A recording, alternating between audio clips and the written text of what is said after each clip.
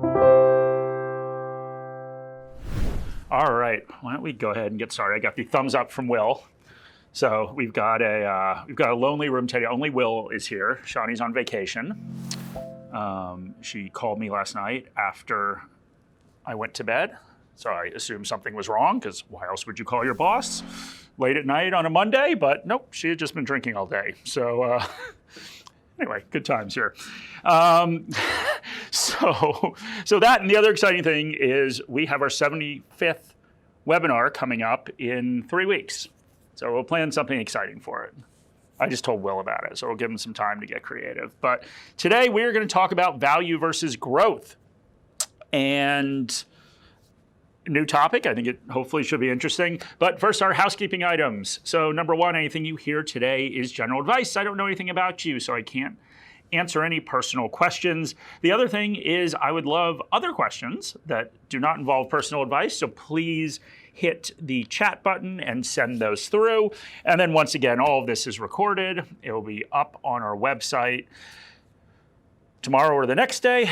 And so if you would like to see it, then yeah, go to our website, send me an email, whatever you would like. All right, so let's get into this. Here we go, value versus growth. All right, so as I said, new topic, which hopefully will be good. All right, now I can't switch the slides. There we go, went too far. Okay, so we're gonna talk first about two professors at the University of Chicago, and that's them, Fama and French.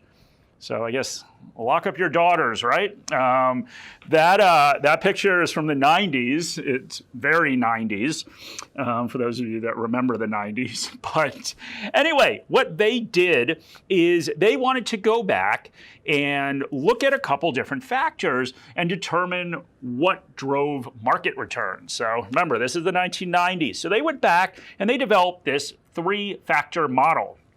Now, they since expanded it to a 5-factor model, but we're going to talk about the 3-factor model. So they looked at 3 different factors. So they looked at the size of firms. So are firms big or small?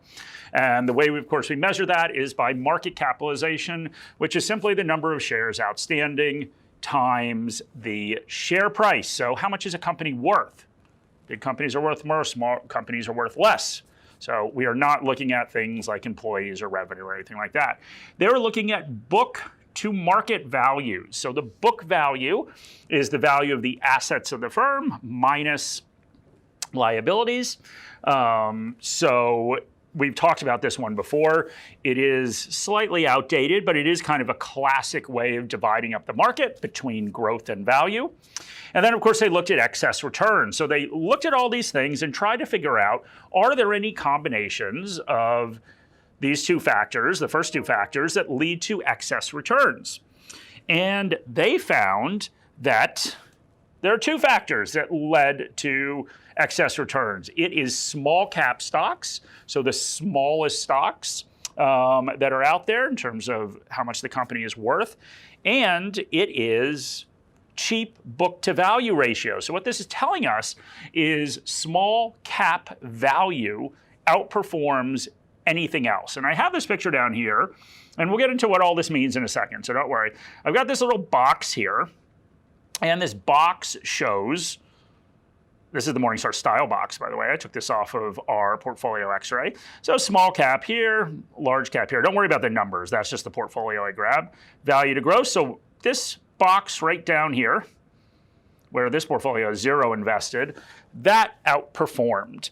And they worked at the University of Chicago, and the University of Chicago is a efficient market hypothesis school, which basically means that everything known about a stock is priced into the market. But anyway, they explain this in 2 different ways. So if the market actually is efficient, what that means is small cap value has excess risk. That's because the smaller the firm, the more risk there is. And from a value perspective, they have higher cost of capital. So that's what the market thinks about small cap value. But then if we think the market is inefficient, it just means that market participants have incorrectly priced those securities. But either way, they went back and they found that if you look over longer term periods, over 15-year periods, small cap value is the way to go as an investor. So you're getting higher returns. Now, of course, we need to go back and we have to look at what was going on back then, and we'll go through the whole history. But let's think about what that means. So if we go back and we look at large growth stocks, so the biggest stocks that are growth stocks, so they're growing faster and they're priced more expensively, maybe this makes sense, right? So those are really reliable businesses. They're continuing to grow. And as investors, we do get compensated for risk. So, that does make sense, right? The best companies in the world that everyone wants to own, we're not actually getting compensated for that risk. So anyway, this made sense. And if we go back and we look at the period from 1990 to 2009, we looked at a couple different indexes, and we'll talk about different indexes today. Wilshire, who puts out indexes, a large growth index gained 7.7% annually over that 19-year period, while their small value index rose by 10.7%. So, hey, it's just a demonstration that even forward-looking, so when they came out with this research in the early 90s, if you look at that period from 1990 through 2009, yes, small cap value did in fact outperform. So there we go. But as you guys can probably guess, or people that have been following the market, it's been a little bit different since. So let's start foundationally. I wanted to start with those two mostly because I wanted to show their picture. But let's start foundationally about what we are looking at when we're looking at value versus growth. So I took two different ETFs. Now both of these are US ETFs, but conceptually this concept applies. And what this is these are two BlackRock iShares ETFs, and they are looking at value versus growth. So they're dividing up all the 500 stocks into this in the S&P 500 between these two different styles. So, and you can see the description. So basically what they're doing is, what BlackRock's doing is they're looking at three different factors. So book value, as we talked about before, earnings and sales to price. So these are lower PE companies, so price to earnings ratio, and lower sales to price as well. So you're not paying as much for the revenue, and you're not paying as much for the earnings, and you're not paying as much for the net assets that the company has from a book value perspective. So you can see that 436, so the criteria they set, 436 of the 500 companies in the S&P 500 qualified, and you can see the PE ratio and the price to book value ratio. Then if we go over and we look at growth. So how are they looking at growth? Well, now they're, of course, not looking so much at other factors other than how fast is their revenue growing? And then, in terms of earnings, what's that basically change related to the price? So how quickly are their earnings changing versus the actual price? And then momentum. So momentum just means stocks that are doing well. Is what we're looking at from a momentum perspective. And so this gives us 233 holdings. So for those of you that can do math, there is obviously overlap between the two, but we're looking at different factors in each one of these, so that makes sense. But all of a sudden, we started looking at price to book, 10.10, so a lot higher. Price to earnings, a little less than double. So we are looking at significantly more expensive shares. So let's keep going. What's included in these? And then we'll have the reveal of who's actually done well. So if we look at the value fund, we can see some very familiar names up here. We do see financials, energy companies, so more traditional companies up here. Looking at everyone from AT&T to Exxon, Berkshire, of course, Buffett's company. We've got some banks, healthcare. And you can see, and these are just the top 10 holdings, you can see overall, if we're looking at the fund, over 20% in financials, healthcare, energy, still pretty high. So these are sort of your traditional value companies, so companies that are trading for cheaper than the market, but aren't necessarily growing as much. If we flip over to growth, these are all the stocks we talked about when we did the technology one, and we were talking about technology stocks. So all these things you hear about all the time, Netflix and Apple and Microsoft, Amazon, Google, Facebook, etc. And you can see almost 42% of this is in information technology, which is a lot. So you can see that these are very different cohorts of companies when we start looking at value versus growth, and all these companies have done very well in terms of growth, and also, frankly, in terms of market returns, which is what we're going to talk about next.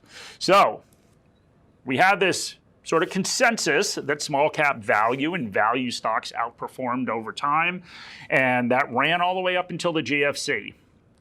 And we'll go through some more return periods. But basically, as soon as the GFC, and we're not quite going that far back because we're only looking at 10 years here, so it's a couple more years, we've seen a huge switch after the GFC. And that switch has been in growth's direction. So what you can see, so these are average annual returns. So obviously 1 year, it's just a 1 year return. You can see that the S&P 500 growth ETF, so that same ETF I was looking at, has dramatically outperformed both value and also just the S&P. Now the S&P is a lot closer, mostly because it's been dragged up, particularly around this 10-year period. But you can see, yeah, growth has outperformed value over a 10-year period by almost 6% a year. Which is huge. So naturally, what has this led to? It's led to a lot of people asking, is value dead? Are things different right now? And sort of further demonstrate this, as we break down between different market caps, we can see here, this is value versus growth. So these are Morningstar indices here, but once again, dividing up a universe of US stocks in this case into value and growth buckets, and then into large cap, mid cap, and small cap, so size of companies. Everywhere value has underperformed. So over a 1 year, 3 year, 5 year, 10-year period, all the way across the spectrum, every single way we divide this up, value has underperformed. And so basically more than 10 years, as I was saying, since the GFC, we have had growth stocks, dramatically outperforming. The only time that value, the only sort of short period where value stocks did outperform was actually right after the US election in 2016 with our good friend Trump. So, and I was being facetious there. So anyway, what you can see is if we didn't have that period, this would actually be a lot worse. So growth would have outperformed even more. All right, so now, of course, we need to talk about, is this going to continue to happen into the future? So anytime you've had a run like this, and over 10 years is a long run, you, of course, get everyone saying, as I said before, that value is dead. Same story. I feel like we're doing like our bubble series here. Same story as we talked about technology stocks a couple webinars ago. We'll grimace here when I say this, but we did the Bitcoin one as well. So we've just looked at, how about this? We've looked at assets that have appreciated a lot, and maybe they'll continue to. That's a nice way of saying that. But yeah, let's sort of break this down a little bit. So as we talked about technology stocks, the same theme is that those companies on that list, so a lot of these giant internet companies or companies that use the internet to enable them to compete, so Microsoft and Amazon, Tesla, less of the internet, but still certainly new technology. All of these companies have been some of the fastest growing companies, and investors have rewarded them over time with higher and higher multiples. Now, when we did the technology piece, we talked about how Morningstar, our moat rating, which looks at sustainable competitive advantage, a lot of the companies that do have high moat ratings and have had high moat ratings fall into this growth category. So a lot of these technology companies. On the other side of things, a lot of the companies that are on that value index have not done well. And some of those individual sectors are facing a lot of challenges. So if we think about energy, so certainly from an energy perspective, some of those oil giants have faced a lot of issues because oil prices have kept coming down, has not helped. Financials have had a really tough run. And remember, financials was the largest sector within that value category. And the reason they've had a the reason they've had a tough time is because if interest rates have come down, it makes it less profitable to run a bank. So you are not getting a big spread between your cost of funds and what you're lending it out to as interest rates get lower and lower and lower. So you can see there's been some individual issues that have impacted this, but we want to take a step back and look at the Morningstar price to fair value ratio across the different indices. So what does that mean? So basically what we do is we go out, our analysts, they set a fair value for every single share that they cover. And that fair value is what they believe that company is worth. We're rolling it up now to index levels, and then we're comparing it to price. So we're simply dividing that fair value by price. So what that means is anything that is above 1, we believe is overvalued. So in the case of the Morningstar US Growth Index, 1.21, and this obviously, the data is a little stale, but 1.21 means that we think it's 21% overvalued. And I will say that nothing has changed since this June 30th date. Stuff has kept running in the same direction. Conversely, if we look at the value index, we believe it is 10%, looking at a company by company basis, or 11% undervalued. I can do math. Then if we look at the overall US market, 8%, 8% overvalued. So, yeah. Good perspective. So a couple things as we go back and look at history. If we go back and look pre-GFC, just to think about maybe things that might happen. So in 2000, so if you remember, in the year 2000, or if you don't remember, you might have heard, that's when the tech bubble burst. So that is when, that is the last, and if you remember from our Is the Market Overvalued webinar, and we kept talking about if we're looking at the Shiller P or CAPE ratio, if we're looking at the sort of Buffett ratio, where he looks at GDP versus market cap, all of those different areas, all of those different times, we kept saying that there are only certain times that the market has been this overvalued. One of them, of course, was 2000. So what happened in 2000? Well, actually in 2000, even though the market went down a lot, the Morningstar Value Index, this value index right here, gained 10%, and the growth index lost 28.5. So interesting time. And during that whole rally up until the GFC, so basically market was down for a number of years, so 2000, 2001, 2002, et cetera. Then there was a rally up until the GFC. Value outperformed growth, and it also lost a lot less in the GFC. I forgot to turn the computer sound off, so now it's beeping at me. But yeah, just a little bit of perspective. All right, so why has growth outperformed? And then we'll try to come to some sort of conclusion. All right, so we've got a couple of different factors, and these are all things that market participants have come out and said, and we'll go through and we'll explain each one and explore each one. So why is it outperformed? Well, business results have been stronger. So we'll get to that one in a second. So that's basically just meaning that the companies have performed better in terms of a reported earnings perspective. Future outlooks have become brighter, right? So as investors, we are paying for the future. We're paying for future cash flows that a company would generate. So the outlook of all these companies is a lot better. They benefited more from declining interest rates. So we'll spend probably more time talking about that. Or they have become investor darlings. People have just decided they're going to pay more for something that doesn't necessarily have any better prospects. So let's go through and look at each one of these. So if we go through and we look at, number one, this business results have been stronger. And so if we look at the first two, actually, we can look at the two of these together. So business results have been stronger. That means that they've actually grown earnings more. Future outlooks have become brighter. So we can look at sort of forward expected earnings. And if we go through and look at, and I've got a bunch of different stats we can look at, but everywhere from sort of large growth all the way to, I'm apparently getting a lot of emails, all the way to small cap value. Let's take, which one should we go for? Well, let's start with large growth. Okay, so large growth, the large growth index appreciated, and we're looking at from 2015 until today. Large cap growth index appreciated in price by 161%. Now, we're not looking at dividends here, so as an investor, you'd actually get a little higher return. Appreciated by 161%.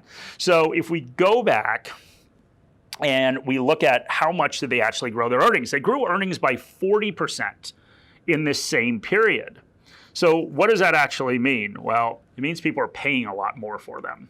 So 161%, so if it stayed at the same multiple, think about this. We're, as investors, paying the exact same multiple for these shares, and the earnings grew by 40%, you would expect the appreciation to go up by 40%. No, but there's that huge gap between the two of those.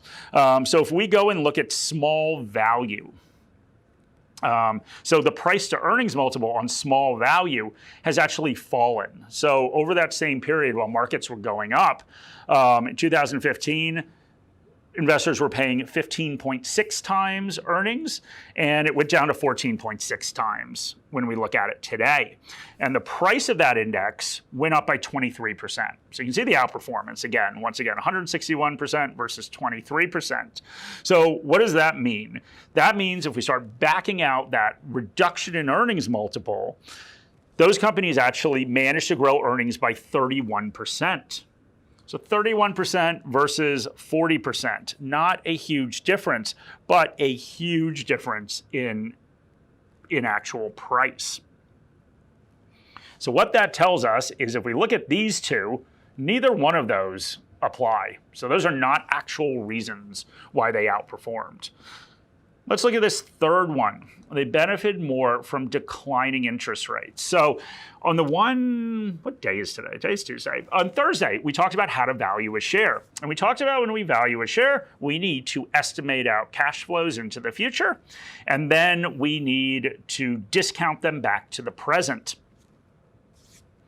Well, if interest rates fall, we are discounting them back by a lower rate. So let's think about that, what that means for both a value and a growth stock. So a growth stock that's actually growing faster, right? So it is growing faster, 40% versus 31% if we look at small value versus large cap growth. So they are growing faster. But think about it. If you have a lower discount rate, that actually means that cash flows in the future, so cash flows way out in the future, they're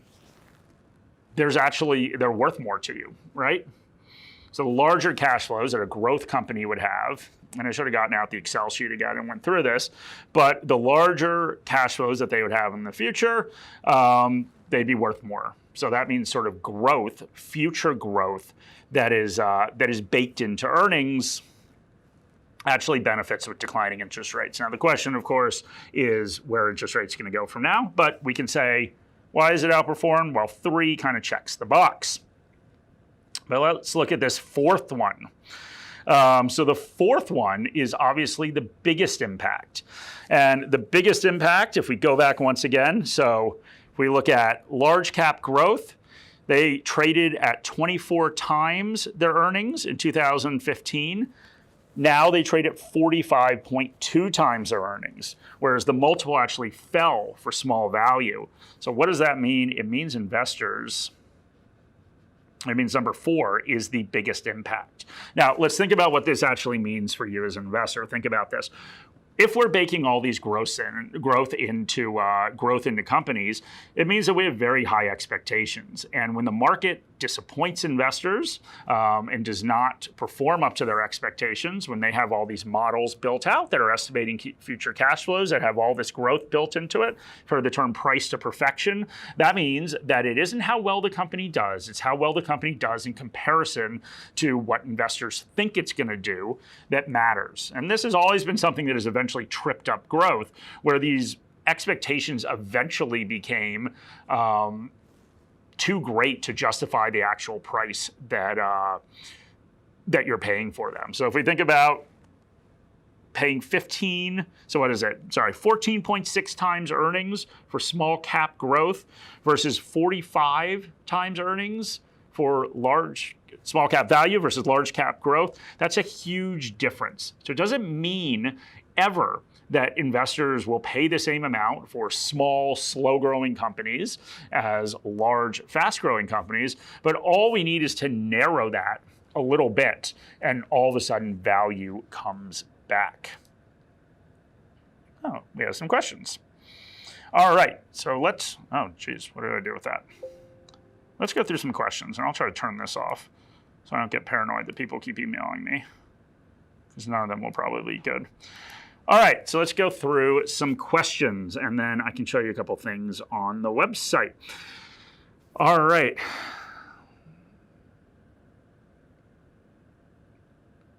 Okay, so really good question saying, do you think your suggestion perspective can change if we change the weighting calculation in a fund? If we take an equal weighted calculation instead of a market cap weighted calculation? Okay, yeah, so let's think about the actual implications. So I was sitting there and I was looking at growth versus value and trying to compare the two. But let's think about what happened if you were just invested in this case, the S&P 500. So over time, as one portion of the market, in this case, as growth stocks have continued to outperform, they make up a bigger and bigger percentage of the S&P 500 because it is market cap weighted. So bigger companies take up more. So we're not seeing any sort of rotation. We're just seeing the bigger companies just continue to get bigger and bigger and bigger. So yeah, something to think about. So you don't have to make necessarily a bet on growth versus value, but you can sit there and say, maybe a market cap weighted index is not what I want to be in. Maybe I want to be in an equal weighted index. Now, I think as we talked about a couple of webinars ago, if we look at equal weighted versus market cap weighted has outperformed significantly. But the question, of course, is what's going to happen in the future. So if you're nervous that if you're going to get basically a multiple compression, even if these companies keep growing, if you get a multiple compression on these growth stocks, well, they're going to drag the S&P down with them, just like they drag the S&P up with them, as we were talking about in that technology stocks one. So yeah, no, that's a really good question. Yeah, so basically what that would mean is it would just balance you out more between a value and growth perspective. And most stocks, if we go back and look at that chart that I put up, most stocks actually fall in this value category. And the reason is that, I'm forgetting the exact stat that I talked about the other day, something like if we look at the S&P 500, there were 15 stocks that accounted for like 90% of the gains, getting dragged up by a very small percentage of the stocks, and most shares in the last couple of years have been flat. So most company share price has been flat. All right. So here's a good question. All right, so yeah, a little hard to answer, not ask. But so we've got a question from Terry saying, what is the split between retail versus institutional investors when comparing investment in growth versus value themes? Yeah, good questions. Well, I would say two things happen. So, number one, if we think about institutional investors, and there's two different sides of institutional investors, but at the end of the day, there is whether you are somebody allocating capital. So if you're an allocator that's going out there and finding an institutional manager to manage your money, or you're the actual manager, at the end of the day, this is your livelihood. So there are, of course, some classic value managers that have been around and continue to be around, even if they've underperformed. But at the end of the day, the industry sort of naturally rotates itself into what's been doing well, which is not good from an investor perspective. The other thing is that happens with individual investors as well, because they sit there and they look at different funds and ETFs that are performed well and just put their money in there. So it's sort of this self-fulfilling prophecy where, yeah, more money goes into sectors and styles, investment styles that are doing well. So yeah, I would assume in both those cases, from both a retail and an institutional perspective, yeah, I'd say value or growth has clearly gotten more money. At the end of the day, it's the stock market, right? So the reason things go up is more people buy them.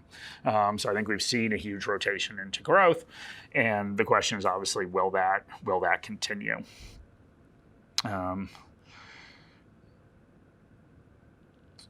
Yeah, so 2 questions from Lisa that are somewhat related. So number 1, it seems unlikely that growth at these levels is sustainable. Therefore, it would be worthwhile diversifying into both kinds of funds.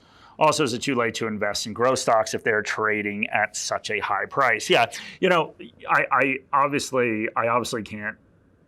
I don't know. I don't have a crystal ball. I don't know where the market is going.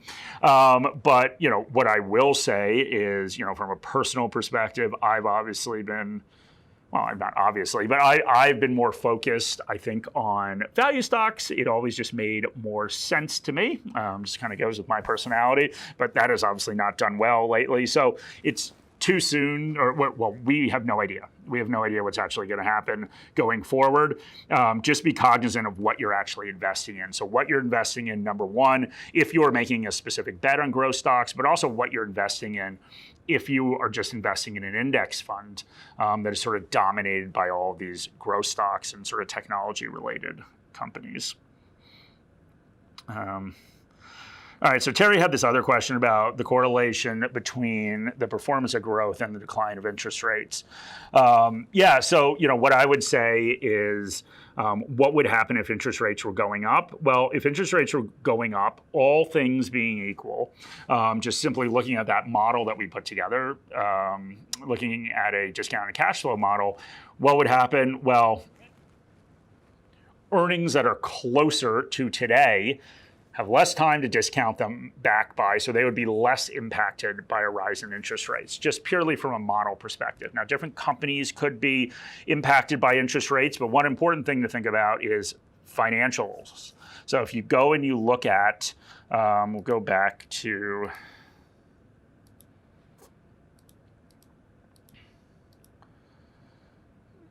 all right, so if we go back and look at this right here, the 20% of this US ETF is in financials. Well, financials actually perform decently when interest rates are going up. They're not doing great in a really, really low interest rate environment.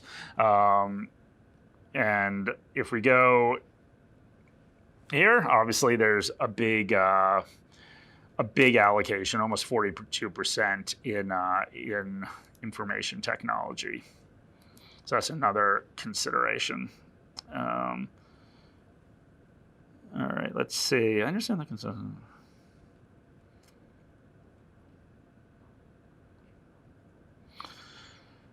Yeah, so we've got a question from George. So he says he understands that the consensus is that the market is overvalued at present. Does this mean we should be cautious to invest large amounts of funds in index funds such as the S&P 500 and rather focus on individual shares that are undervalued and higher potential for growth? Okay, so let's divide this up into a couple different categories. So one, and I think it's the question we had earlier, just once again, remember what's happening with an index fund, and remember what's happening with a market cap weighted index fund.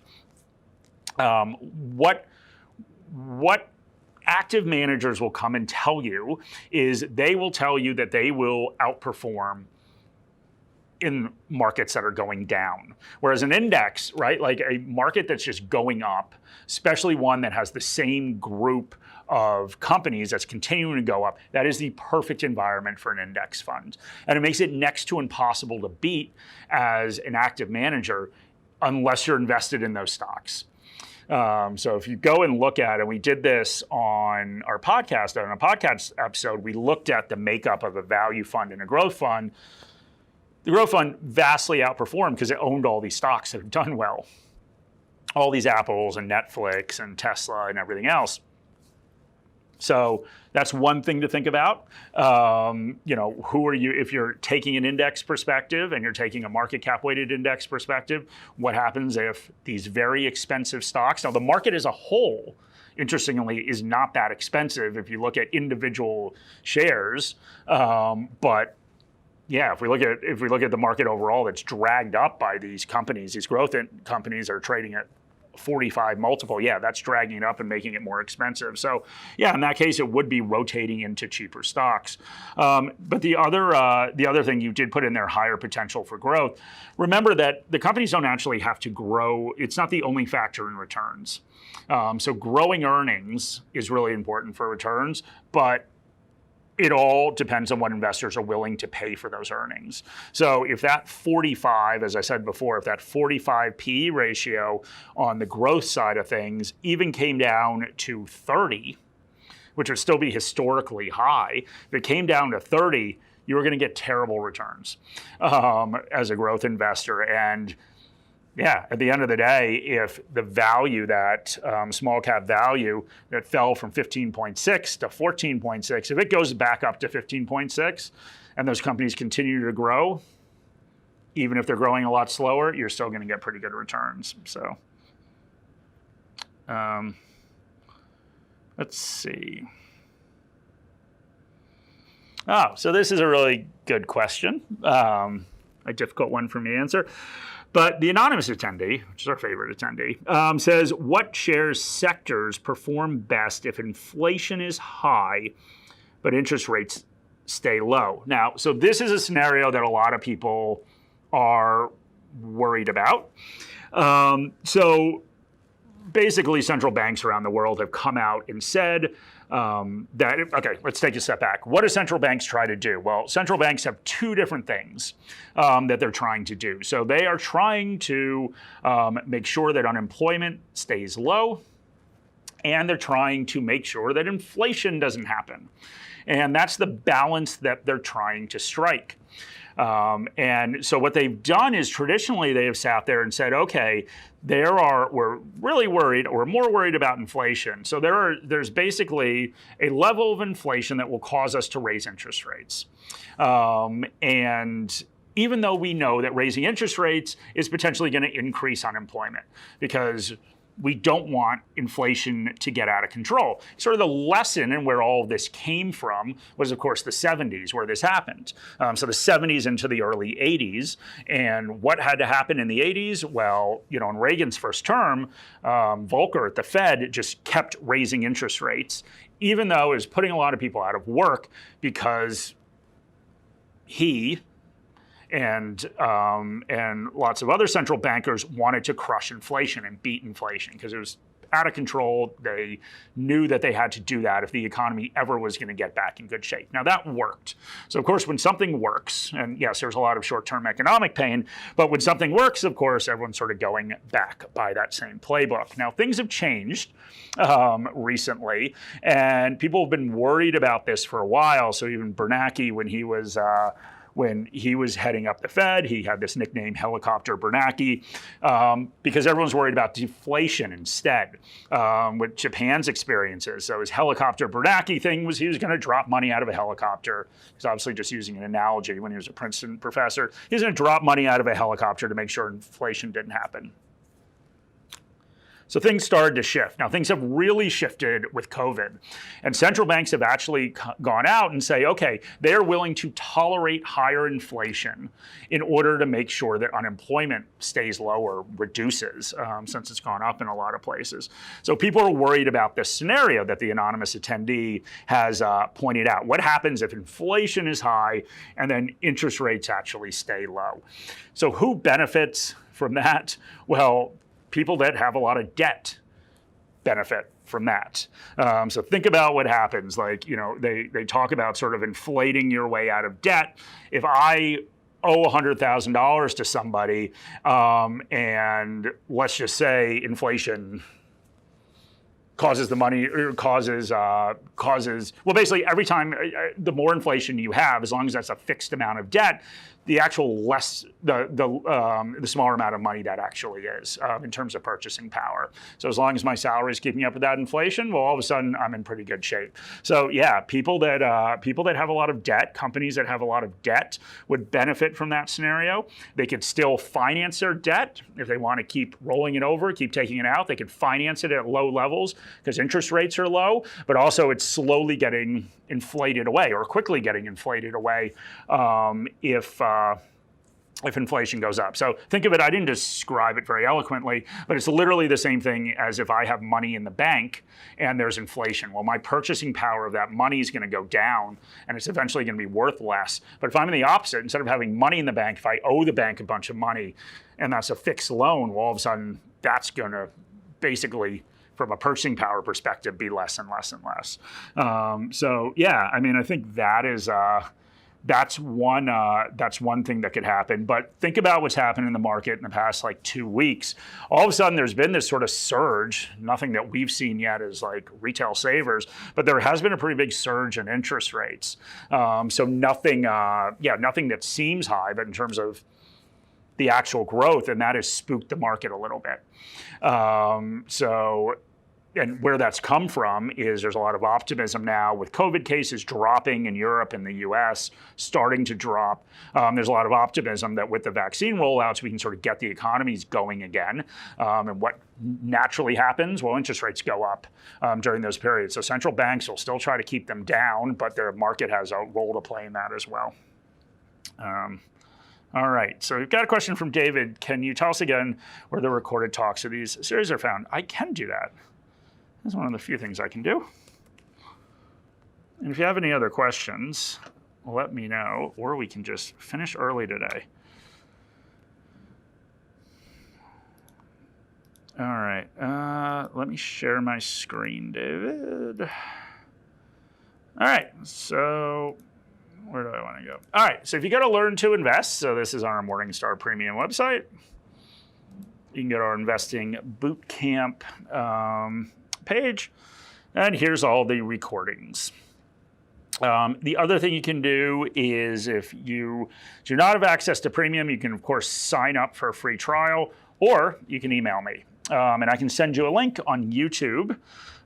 Will and I were talking about earlier that we're going to start putting them all up on YouTube to make our lives easier. He went through this whole thing with the camera and the recording, and he has to do something different, but he's doing it different today. So we'll see how it goes. This will be on YouTube. This will be on YouTube. Okay, this will be the first one. We have a hidden YouTube link I can send you. Will doesn't like to make it public because the camera quality is bad because it gets routed through Zoom. There we go. See, I do listen to you, Will. All right. Okay, so anonymous attendee is asking, what do you think it'll take, catalysts, to change the current imbalance of value versus growth? Okay, well, I think it could be a couple things. So I think if we look at, and I once again probably did not eloquently explain this, yeah, growth stocks are always more comfortable to own as an investor. So they're growing quickly, they're in the news, everything's great. So it makes it an easy story to own as an investor. It's a lot easier to stand there at the barbecue and say that you own Apple when everyone knows Apple's selling more phones and making more money. And it's an easy story to tell. So it's an easy story to tell your mates. It's an easy story to tell if you are a institutional investor that's trying to sell funds to retail investors. It's easy to stand up there and say, I have bought the greatest companies in the world.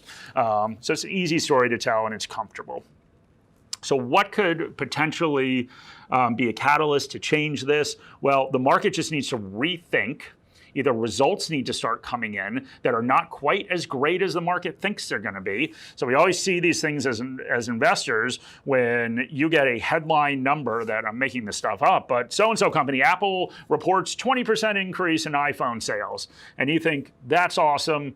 Stock's going to go way up. Then the market opens, stock goes way down. Why? Because people thought they were going to grow it by 30%. Now, 20% is still fantastic, but it depends what's priced in. So a catalyst could be, particularly with some of these giant tech stocks, if the expectations of investors are not met.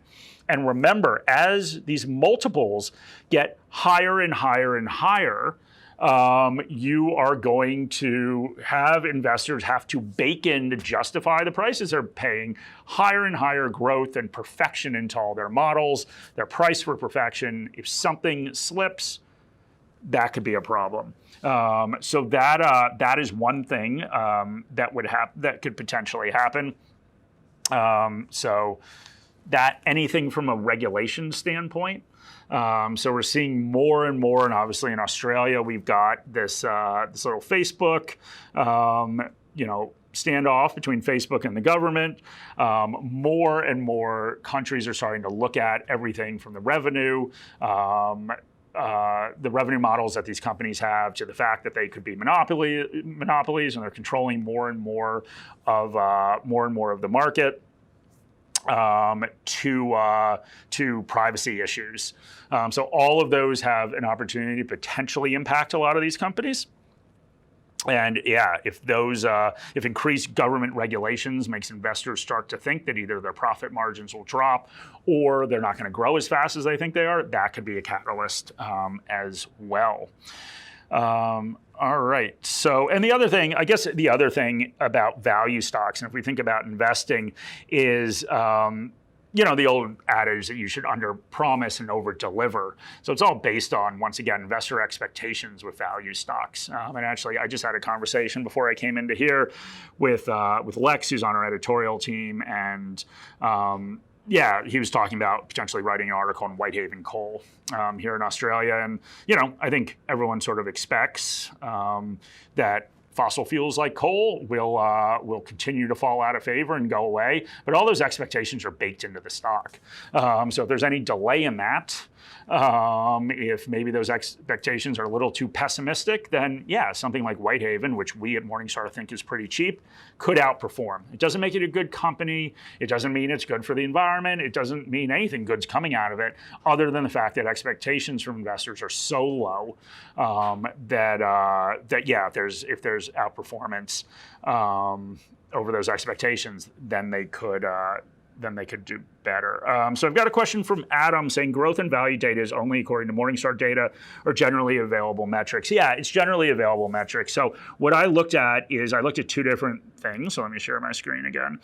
I did look at Morningstar data because, I work here and all. But all of these whole beginning slides on here, so these are actually growth and value ETFs, and this is BlackRock. So BlackRock, I think they're the world's largest asset manager. I think they're still ahead of Vanguard. BlackRock, Vanguard has funds and ETFs with a value and a growth bent to them. So all of their criteria may be a little bit different. So I included this description to describe the BlackRock criteria.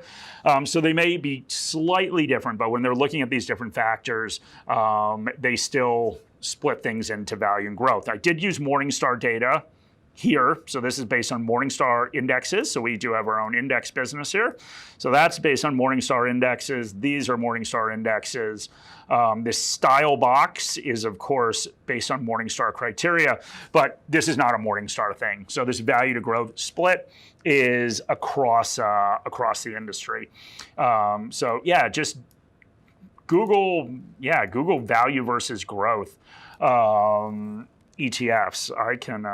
I'm sure I can find some, but if you simply do that, you can see, let me just make sure this works.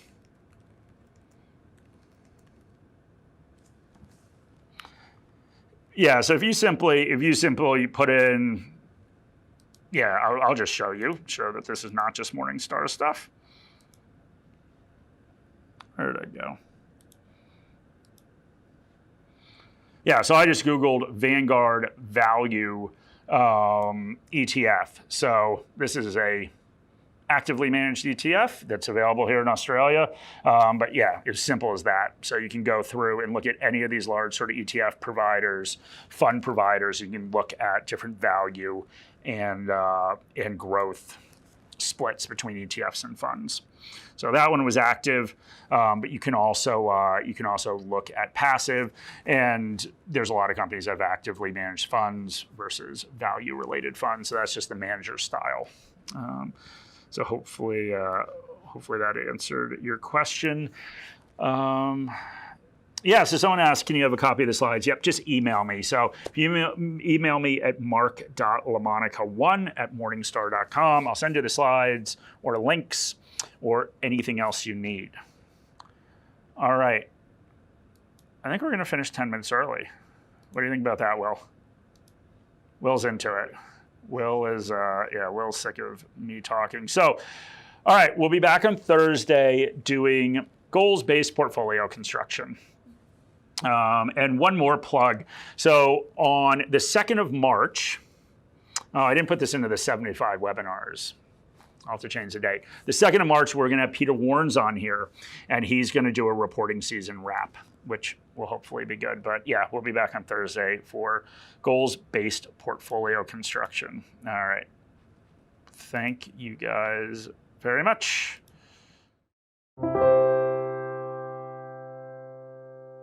Any advice in this video is general advice prepared by Morningstar without reference to your financial objectives, situation, or needs.